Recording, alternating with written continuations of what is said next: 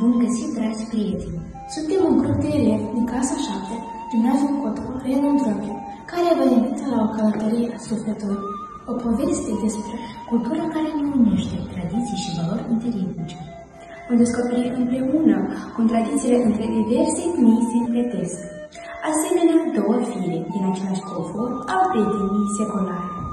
Știți voi oare că și tradițiile culinare pot depune amintiri, lega prietenii între diverse popoare. Vă invităm să priviți! Bunicu, de ce întâmpinăm oaspeții cu pâine și sare la lungi sărbători mari? Ei, așa facem noi, draga mea, în Moldova și în alte țări. Pâinea înseamnă viață și belșug, iar sarea adevăr și prietenie. Dar ce zicem când dăruim pâinea și sarea?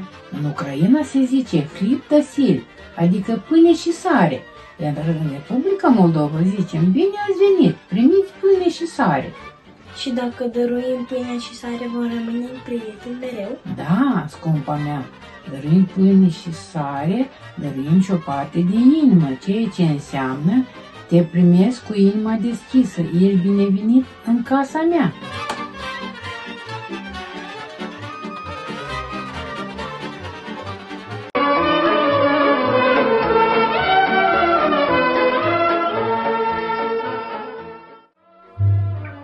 Mamă, ce bine miroase! Faci sărmane moldovenești sau ucrainene?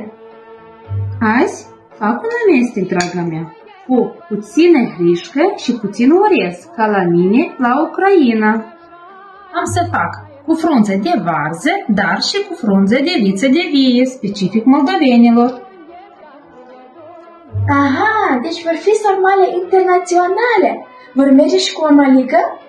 Sigur că da. Fără mămăligă, sarmalele nu au același gust. Am să facem și o mămăligă. La voi, la Moldova, mămăliga e regina la masă. Da, și bunica zice că mămăliga ține familia unită. Toți iubim din ea și mâncăm câte bucățică. Aici, la Moldova, Daria, mămăliga se servește cu brânză și friptură. Dar ucrainienii? La ei domină borșul acru, carne și slănină sărată, salo. Mă duc să pun apa la fier, să învârtim și noi mămăligă.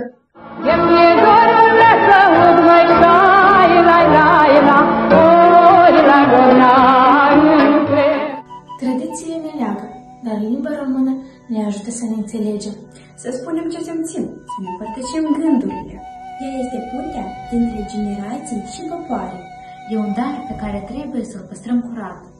Vă mulțumim că ați fost alături de noi. Să nu uităm!